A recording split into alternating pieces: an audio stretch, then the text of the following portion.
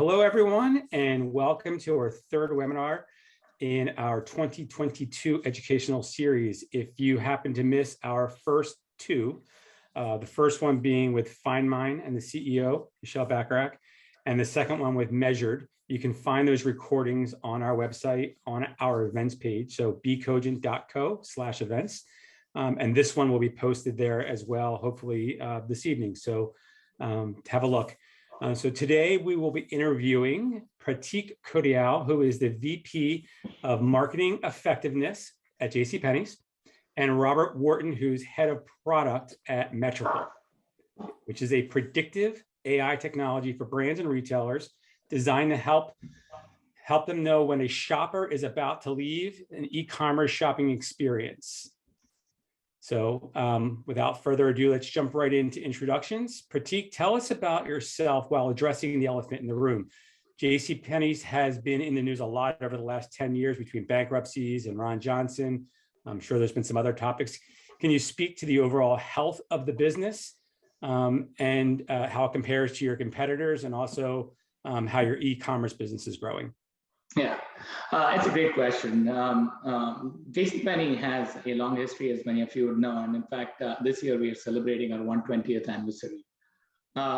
We've had our share of challenges, if you will, but I think JCPenney plays a very important role in the society, serving Middle America and serving the American families and their fashion needs. In regards to the challenges, as you kind of pointed out, we've had quite a few of those even before the pandemic. And then as the pandemic hit, there were a new set of challenges that we had to deal with. We did go into bankruptcy. We are now a privately held company. But at this point, we have a very, very strong balance sheet. If we look at last year, our performance was very strong and in line with what I would say with competitors, both on the sales and especially on the margin front. So overall, I think we are in a very strong footing at this point in time and slated for growth, especially across our channels, both stores and online. So I see growth for us in the coming years. Thanks, Pratik. And Robert, can you tell us a little bit about yourself and a little bit about Metrical? Yeah, absolutely. I got out into the world of California startups here about 14-ish years ago, starting in automobile photography, of all things. That kind of led me into working with the consulting group that was focused on startup selling, helping startups sell things, which then led me to meeting our clients that were the founders of Metrical. So met that team, really liked them, and so then jumped on board with Metrical maybe 5, almost 6 years ago now, and loved it ever since. And so yeah, that's how I got to Metrical. And so what is Metrical, right? So we, essentially we build behavioral models to be able to predict different types of behaviors and intents that are going to happen online. So we use this in the online retail space, e-commerce, to be able to predict primarily abandonment behaviors and bounce behaviors. We want to say, hey, this person is going to leave your site, but before they do, so that way we offer up the ability to interact with that shopper in real time before they've left your site, to be able to kind of push that negative intent into a more positive direction. Thanks, Robert. So for the audience, today's going to be more of an interview format, but please pop any questions you have into the chat and I will try and get to them all at the end of this interview. So Pratik, let's start with you. Can you tell us more about your role as VP of Marketing Effectiveness and what that means at JCP? Sure. So marketing effectiveness is a new team in JCPenney, and we kind of started it in Feb 2020. So as luck would have had it, started the team, and then we had to all work from home just about a week after that.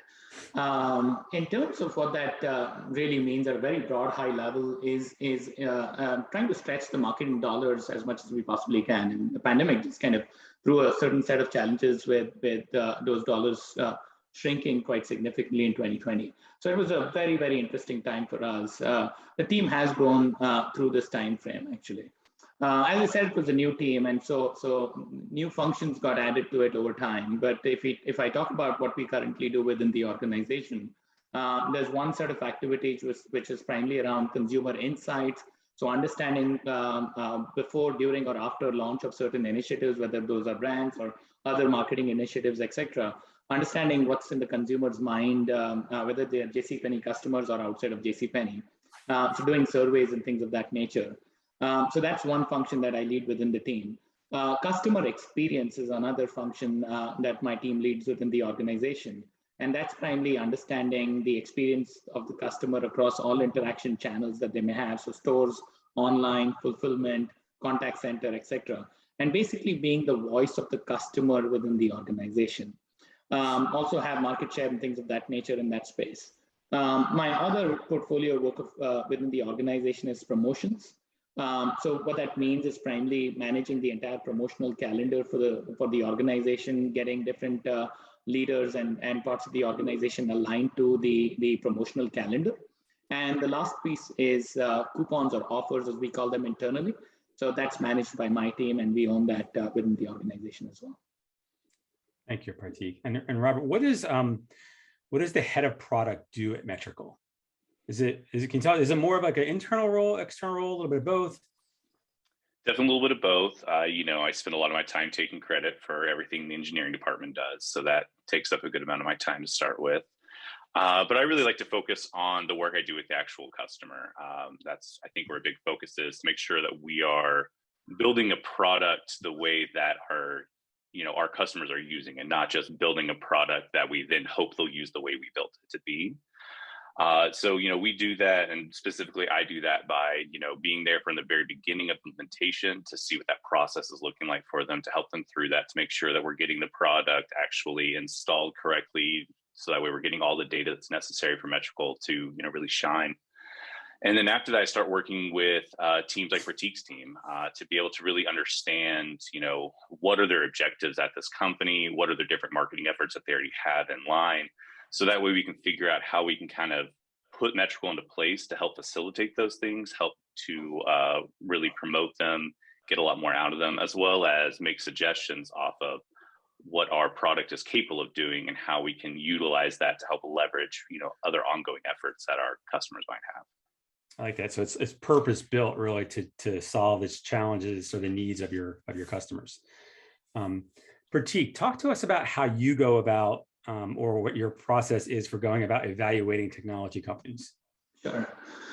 From my perspective, I think the most important piece for me is whether the tech partner, the partners or vendor understands the problem we are trying to solve for and the solution associated with it.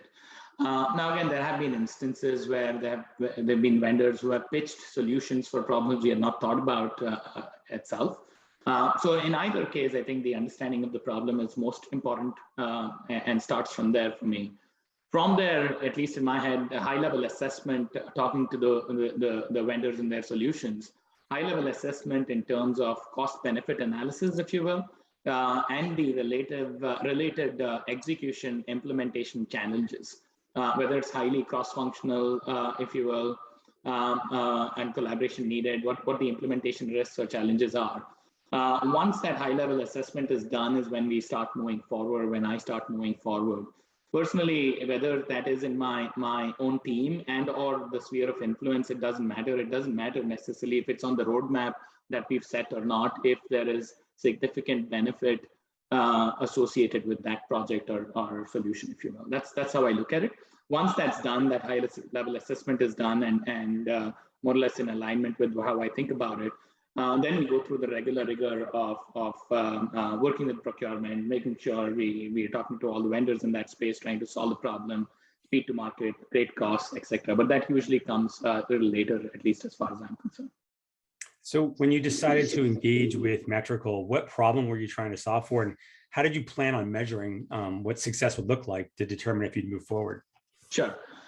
So the problem that we had at that point in time, we started these discussions around 2019. So through 2018 and even through 2019, conversion was a challenge for us on the website.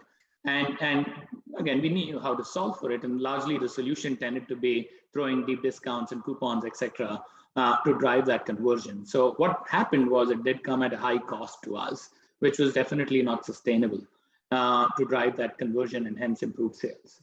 And so the thought was, how do we get to those conversion levels? And Metrical was a great solution for us because their solution was basically driving improved conversion on customers who had the highest intent of purchase, but potentially abandoning, right? So we're not necessarily throwing out coupons to every customer that comes on the website, but being more targeted with that approach. So that was primarily the problem we're trying to solve. Got it. Got it. So Robert, does the JCPenney approach line up with the way other companies have looked at Metrical or how they have approached Metrical? Yeah, I think that they're all trying to solve that similar problem of, how do we increase conversion, though, like Pratik was saying, without just like, hey, we're just going to pay for it, right? Because that's definitely a solution, maybe not the best one. So really what Metrical tries to do, like you're saying, is really figure out how we really target about that. And so I would say other customers, are going to use us similarly, though I will say that JCPenney, what's been great about them as a customer is they're very experimental. They're always wanting to try out new types of ways of engaging with shoppers to figure out what's the best way to convert them, especially if we can do it with, avoiding any sort of hits to margin. And so that's been a great challenge that they presented to our company to be able to really grow and figure out different types of ways that we can convert people without, just giving away everything. So it sounds more like it's like first part, it's kind of an e-commerce solution, but it really does have an impact, say, on ROAS. So can you talk a little bit about the impact it makes on the advertising spend, even though it's a site-based solution, and how the sort of, how the challenge with third-party cookies going away impacts your business or if it doesn't? Well, third-party cookies going away will hopefully impact our business in a very positive way because we don't use them. So all those other solutions that do, maybe they'll make us a little more powerful. So going back to the ROAS, what you brought up, that's one where we weren't necessarily building a product that was geared towards trying to increase, return on ad spend for our clients, but as a byproduct of trying to predict, abandonment behavior and bounce behavior, we see that plays really well into helping increase that return on ad spend. Because, when we see shoppers come to a site, visitors come to a site, a vast majority of them are going to abandon after looking at one or two product pages, right? And that's even more true for paid search traffic. So if you're, trying to pay to get somebody to come to your site, they leave almost instantly.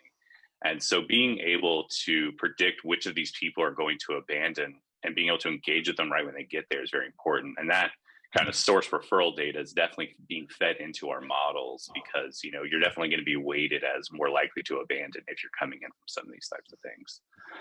So it's just a way that, using our technology, we've been able to really target these different types of shoppers that our clients are already paying a lot of money to get to their site. So we're just trying to make sure that we can then get them across the finish line and make that investment worthwhile. So would you say it's complementary to, say, a retargeting campaign? If a user's on the site, they're in market, they're sort of like their attention's there to buy something and they're about to leave, ideally, whatever messaging you put in front of them will engage with them and hopefully get them to convert then, reducing the number of people you have to go retarget, but there's still a need to do retargeting because not everyone's going to be responding. Yeah, that's true. I mean, like Metrical is going to be a net that's going to catch, so many people, but some people are going to get through that net. And so things like email follow-ups, retargeting ads are going to be then effective at trying to get more of those people back in. And then it kind of goes back into a loop thing because when they do come back in, Metrical, again, is able to see where these people are coming from. And so from that, we can it's going to factor into the model itself when it's determining, hey, is this person going to abandon or not? But also we can use these as ways to determine what types of engagements we want this shopper to see when they hit the site. Because if we know they're coming from a specific marketing email campaign or a retargeting ad campaign, we might, want to give them some sort of different engagement to go ahead and get them to make a purchase. You might be willing to give away more margin to get that person since you've already paid X amount for them. You might not want to give them anything else because you've already paid so much for them. So it really just depends on what are the initiatives at the company, but then Metrical is able to kind of facilitate that customer journey once they get back to the site. Yeah, that goes back to what Pratik was saying at the beginning about margin preservation, right? You can give money away and people will buy, but if you're not making money, what's the point? So I like the really thoughtful process there. So Pratik, after a year of working with with Metrical, you decided to extend the partnership. Can you talk about how they measured up against your goals, what metrics you looked at, and any other reasons maybe you decided to move forward? Yeah, absolutely. Yeah, so the fact that we move forward does suggest the fact that we met our goals internally that we've set. And so we had internal sales and margin dollar goals that we had set for this work stream that we certainly did meet. One of the other things that we were looking into is the aspect of customer experience, right? I don't inherently believe customers love pop-ups, if you will, but what we did see in the context of the metrical customers, the customers that did see kinds of metrical messaging, if you will, we did not see actually a degradation in NPS Net Promoter Score that we use to measure customer experience with. And so that was quite interesting for me. And hence, overall, we do believe this program is successful for us. That's interesting. So you're saying in sometimes when you serve pop-ups with certain messaging, whether it's an email capture or an offer or free shipping, whatever, sometimes you'll get a negative on your NPS score, but you're saying with Metrical, you saw no decline in sort of perceptions. Yes, I'll give you an example of that. So we do surveys, right? So if you're on our website, at times there may be a pop-up coming in saying that whether you'd be willing to give out a survey for your experience at JCPenney, whether you're a purchaser or just a browser, if you will. And we do see a decline in NPS sometimes in those instances, right? I'm just giving one of those examples. But yes, to that point, we did not see that happen on the Metrical side. Okay. So aside from like performance, because obviously that's the main reason for engaging and probably primary reason you started your engagement with Metrical, was there any other benefit that you got from the output of the information they shared with you? Yeah, a great question. So if you think about it, and I think Robert touched upon it a little bit earlier, which is the fact that I'll just give a few examples and instances. So if you think about paid search, so I've already paid money to get these customers onto the website. So the spend has happened, and hence conversion becomes even more critical at that point in time because I've already spent the money there, right? And so on another, not for Metrical, but with Google as an example. And so how do we improve the conversion for that paid traffic, if you will? So that's one example of that we've kind of tested. There have been other instances or challenges that we've tried to address. So if there's a particular category, and let's use swim as an example, that we've had issues with, or it's not sold as much as we'd like to during a period of time. We can obviously identify that these are customers who have swim in their baskets or carts and are potentially abandoning, right? So how do we then kind of look at converting those customers? So we've done specific projects or areas at times to address challenges that we may have. And then in short term, if there are sales demand issues or challenges we are trying to figure out, this is one of the tools that we have in our repository to look into and potentially use. So you'd say that the metrical insights really help with long and short-term planning. Yep. Yep. Any other ways that you're using metrical data to help drive the business?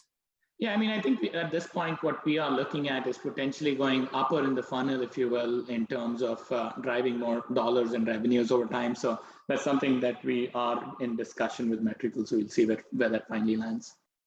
Great. So Robert, can you talk a little bit about what that experience looks like from a consumer perspective? Because I think, we get what Pratik's saying here, but help us visualize what that experience might look like if I'm a consumer. Yeah, absolutely. So Metrical is definitely going to engage in a wide variety of ways that are going to have different levels of intensity of how intense that engagement is going to be. And a lot of that's going to be determined based off of that first level, right? Metrical is first using behavioral modeling to determine what is your intent here. And so if you view that then as like, we have levels of confidence in the model. So there's the top level where like, hey, this person's definitely out of here. They're splitting. If that's the case, maybe we're going to give them a much more intense type of interaction then of, here is a pop-up. Here is a pop-up that's going to give you an extra 5% off, something like that, because it's like, this person's gone, this is our last shot. Let's try and get them to make a purchase. Now, then we kind of go down that confidence level, right? So then we're looking at shoppers that are showing a pretty solid level of purchase intent, but also showing some abandonment intent. And so for somebody like that, we may not want that level of intensity of an interaction because that can actually push them down more of a negative path, right? They were enjoying their browsing session and then we pop something up and they get angry and they leave. That's no good. So for stuff like that, we might do something a little more subtle. We might do like an in-page DOM manipulation, which is like, putting in a little banner or something that's reminding them maybe that the item they're looking at is low in stock. Maybe it's currently on sale, but it's not going to be on sale for very long, kind of letting them know that's going to happen. So there's just different types of engagements that we'll use depending on what that shopper's behavior looks like. And it can also then be dictated by what types of items in their cart as well, naturally. So, if you have a shopper that has really high priced items, giving them a discount may not be as advantageous as, initiating chat with the customer rep, because maybe what they really just need is a little bit more information. We're actually even piloting some cool technology where we have a in-store rep that's able to then speak via video and can show you what's going on with this item, stuff like that. So, these different types of ways that we can just really leverage the tools that our customers already have, and we just kind of put those in front of people at the right time is what we're looking to do. Yeah, I like that. I mean, as a consumer, it drives me mad when I get a pop-up asking for my email address for 10% off before they even know what I'm doing. I mean, I just got there and I don't even know if I want to buy anything. And there's no understanding of what do I need? Maybe I don't need a discount. Maybe I just need direction, or I need to chat with somebody, or I need recommendations. When we spoke with Michelle from FindMine about a month ago, she mentioned Metrical. Some of her clients, I assume they are using, or maybe they're thinking about using Metrical as a way to show shoppers sort of other items that go along with what they're. So if someone's shopping for a pair of pants, but they look like they're about to abandon, pop up some recommendations that go with those pants to re-engage that consumer and show them they can actually buy a completed outfit. So I like that there's different ways to use it. You don't just have to give money away. I think marketers have gotten in the bad habit of race to the bottom because they're competing against affiliates and Amazon. It's like, give money away. That isn't always what consumers need. So I really appreciate that. From a metrical point of view, or how does a brand test metrical to understand what the impact is, and so that they can optimize on it as well? Yeah, so we really start off right out the gate wanting to be able to prove that metrical works, and also that the reporting we're going to then be providing is going to be useful going forward. So what we do is we built out, we call it a pub subsystem. Essentially what we're doing is we're feeding into the analytics of whatever our customers are using, like Adobe or something like that. So what we'll do is we'll already set up, here's all the people we're interacting with, so that way who we're interacting with, here's what we interact with them with, so that way they can one-to-one replicate our reporting, so that way there's that level of transparency right out the gate. And I mean, that's something we built because JCPenney really made us, to be quite frank. They were like, you got to really prove to us you're making this money, which is great for us as a company. It made us better. So then from there, though, we have built out a pretty extensive A/B testing setup. So that way we can really figure out what things work and what things don't, because one of our goals is always to have kind of self-optimizing engagements over time. We want to make sure that whatever we're engaging with is going to be the thing that is most likely to convert at the least cost to our customer. And so we do that by setting up all these different A/B tests of different types of engagements for different customer segments. And then again, feeding all that into a system that, our actual customers can see on their own end, and they can then enrich with their own personal data, because Metrical is not using any PII, so we're not tying into their database. So they can then go in and see what other types of, metrics we might be hitting. While from a metrical reporting perspective, we're going to be showing you, here's an incremental dollars amount. Here's what's providing the most lift. I see. So actually, it's interesting. It aligns nicely with the webinar we did 2 weeks ago with Measured, where it's all about incrementality, right? Like, what is the true impact on the bottom line? And that conversation was more around media channels. But in this case, you're splitting the audiences, so you understand the audiences that we serve messages to, whatever they are, had an impact on conversions versus the group that didn't get anything. I think that it speaks directly to the bottom line. So that's awesome. What are some of the other benefits that a brand would get, or a consumer would get out of Metrical being exposed? Yeah, I mean, I think some of the ones just touched on a little bit with like being able to use the data Metrical's providing, and being able to then have our customers be able to tie that in with their own customer data, just allows them that level of enrichment about what's going on in the customer journey, especially if you're tying that into their own ongoing marketing efforts, the ability to really see how those are working. I mean, Metrical's setup, again, is really great for being able to allow attribution of success, or I guess not success, to different types of marketing efforts might be going on. So I think just having that insight into the customer journey from once they land on the site to all the way through their purchase or not purchase has been really helpful for our customers.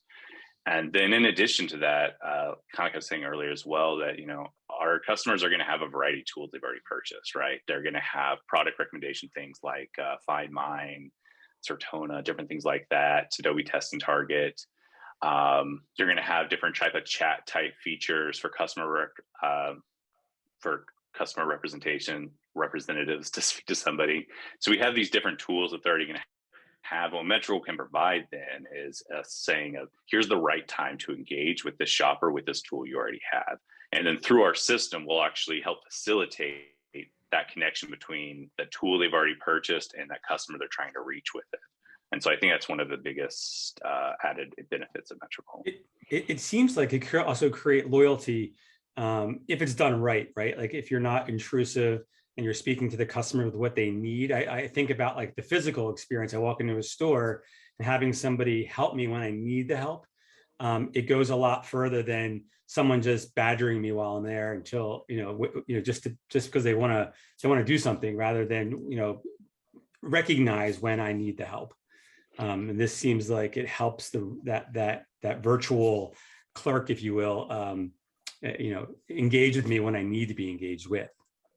I have tried using that analogy more recently as well, and I've found middling success with it. But now that you said it independently, I think that maybe there's a chance that I should continue trying to use that analogy. Yeah, I like that.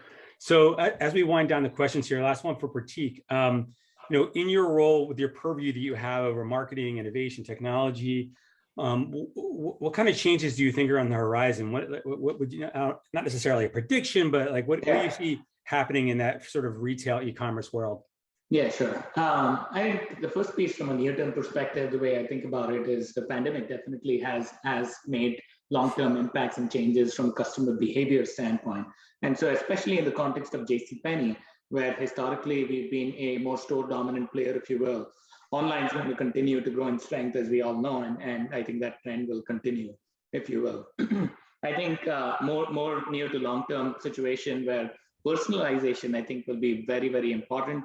And I think not just in the context of product personalization, etc., but I think it's going to go a lot deeper in that context. So I think personalization will be a big theme, has been for quite some time, but I think it, in terms of maturity, has a lot more to grow from that perspective. And long term, in my view, I think experience will be the differentiator from a retailer standpoint. The way I think about it is pricing will be table stakes. And so the way I look at it is customers generally forget what price they paid for a product over a long period of time. So they may not remember what they paid for a product after 5 years, 10 years, whatever that may be of purchase.